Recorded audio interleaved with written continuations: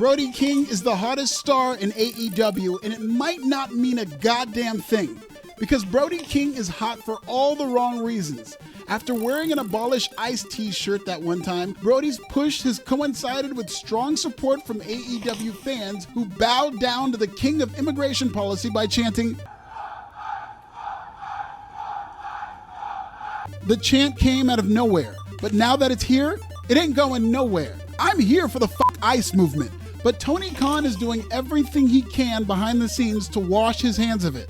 This mini controversy received mainstream attention after Tony Khan put Brody on a plane during the Go Home Dynamite. But after piss-poor reporter Dave Meltzer lied about WBD censoring Brody when the censor was actually Tony Khan, Brody King's anti-ICE Odyssey is in full swing. Suddenly, AEW has been dragged into the most divisive political issue in America.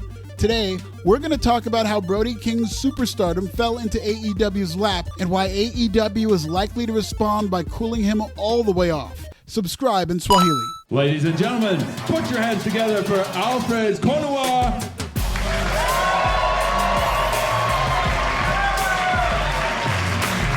Thank you so much. Oh my. Unbelievable. Gracias, as they say, right? Thank you. Thank you. This sweater and the backdrop are brought to you by Etsy.com.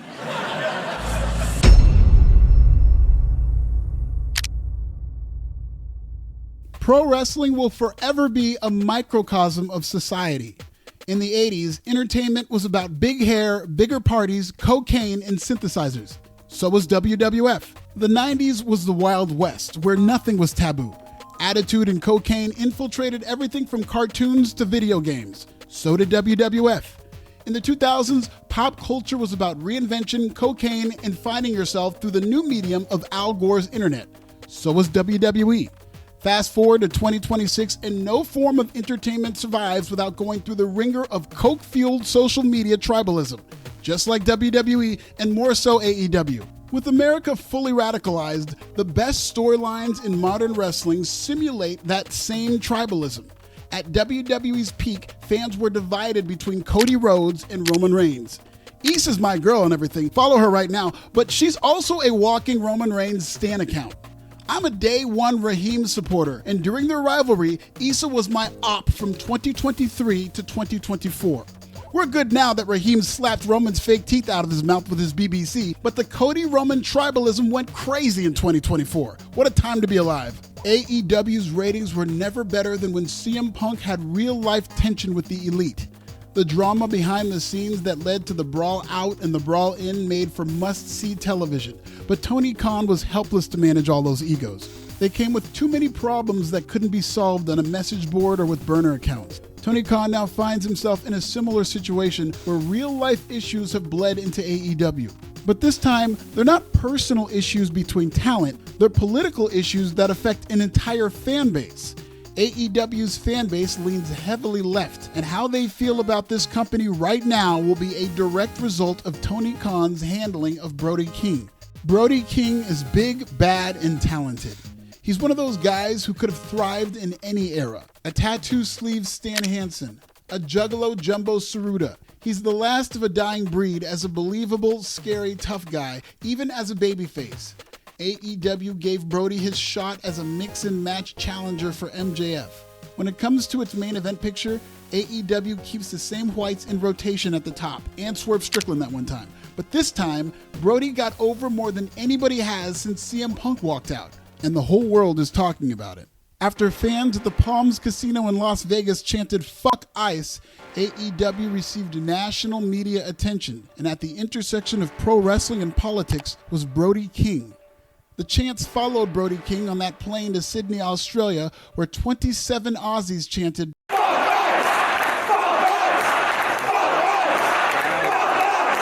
Some people think pro wrestling needs to avoid politics and real issues. And to that I say, are you fucking kidding me?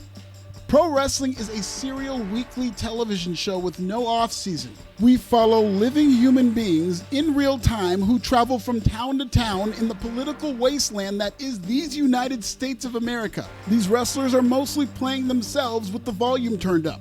We get to see wrestlers grow, evolve, and change over time. Do you know how tone-deaf pro wrestling would feel if none of these human beings talked about any real-life issues? Hell, this is AEW, where creativity goes to die. Almost every storyline is based on real life. So now that Brody King is being celebrated for his real-life hatred of ICE, AEW has to run with this. Tony Khan is the least creative booker in the history of wrestling.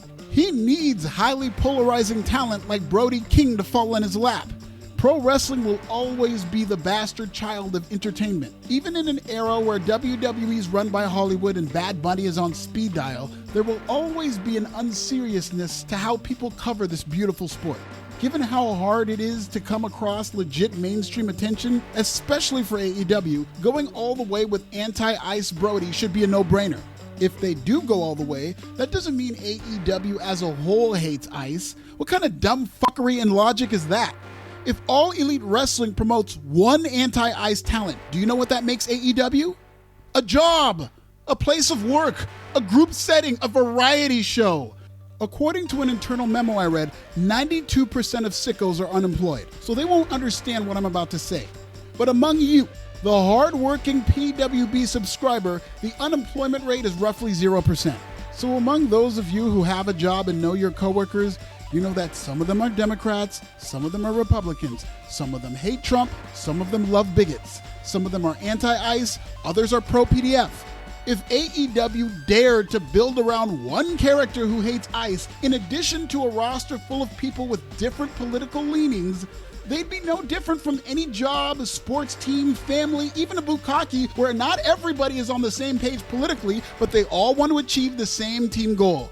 If AEW ices Brody King, it would be a huge mistake. Not only would they lose out on a white-hot character that'll make them relevant, and more importantly make them money, but their fan base would turn on them. They'll hijack shows with the same fuck ICE chants that AEW is trying to avoid. AEW will come off like every bit the white nationalist company I told you they'd become in an era where black talent is dominating WWE. But AEW doesn't have to define itself by one wrestler.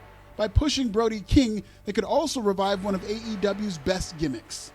In 2024, MJF leaned into white nationalist talking points with the New Jersey native calling himself a real American. Funny, none of them crackers complaining about Brody King had a problem with AEW booking an alt-right character, but the alt-whites have always been snowflakes. Just look at how these pussy-ass bigots reacted to Colin Kaepernick and Bad Bunny.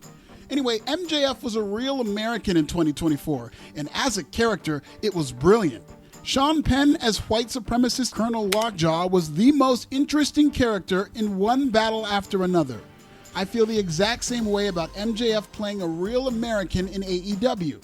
For a character that rinses, washes, and repeats as much as MJF, his real American gimmick was a breath of fresh air. The run ended before it could even hit its peak after losing to Will Ospreay at All In. After that, MJF did what he always does by defaulting to the same character he's played since 2019. I posted a recent video about that very problem, and a lot of you seem to agree. With MJF getting stale and Brody King heating up, Max would be wise to reprise the real American. In 2024, MJF's final boss was Will Ospreay, who's just another white colonizer. That's not a fitting final boss for Nicholas Jacob Fuentes, but Brody King and his anti-ICE message is a perfect foil for Nicholas Jacob Fuentes. Tadovich can be his Kristi Noem. MJF is the vaunted cool heel because he's charismatic and doesn't say or do anything that makes people legitimately mad. It's all just canned lines and cheap heat. But if he goes full MAGA as a real American while contending with the fuck ICE guy, MJF will be a real heel real quick. Suddenly, AEW would foster a three-dimensional storyline that would make WWE's family-friendly sports entertainment look like Disney+. Brody King is AEW's top babyface right now, period. Whether Tony Khan knows it or not is a whole other story. TK is trying to go back to another Hangman MJF match, but that ship been sailed. As that match was being signed in the ring in front of 27 Australians in attendance, nobody gave a fucking shit. AEW already did this match in the recent past, and despite coronating Hangman just a few short months ago, Tony Khan completely fumbled him as I discussed at length in this video. Pro wrestling almost never goes according to plan. especially when it comes to finding a top guy.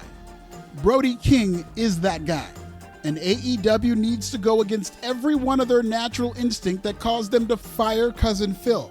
Tony Khan shrinks in the face of real life compromising his booking. Running a business means you can't alienate your clientele so that you can make money. That would be tough if AEW was an anti-ICE, anti-Trump company, especially given all the racist sickos who support AEW. Don't get me started on that. Ironically, AEW's path to making as much money as possible and drawing bigger crowds is through Brody King.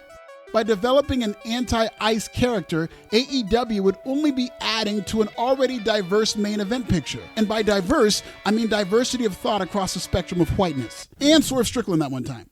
Will Ospreay and Kyle Fletcher are tabled for main event runs with the strap, thank you white privilege. And God bless those interchangeable Euro whites, but I don't know anything about their perspectives, so I can only give too many shits about them. But I give plenty of shits about Brody King. I think he holds the key to AEW breaking through. And if Tony Khan pivots, All Elite Wrestling really could restore the feeling. But this is Tony Khan we're talking about. From Lance Archer to Wardlow to Will Hobbs, fumbling big men is his MO. On top of that, Tony folds in moments of viral chaos within his company, and there's just too much evidence of AEW imploding in work-shoot situations for me to trust that Tony Khan will do the right thing. Let's hope I'm wrong for the first time ever. Dave Meltzer was wrong again about WBD silencing Brody King, and he didn't print a retraction, nor should he have, because retractions are for real journalists, which Dave is not. To find out more about his 2025 filled with lies, check out this video.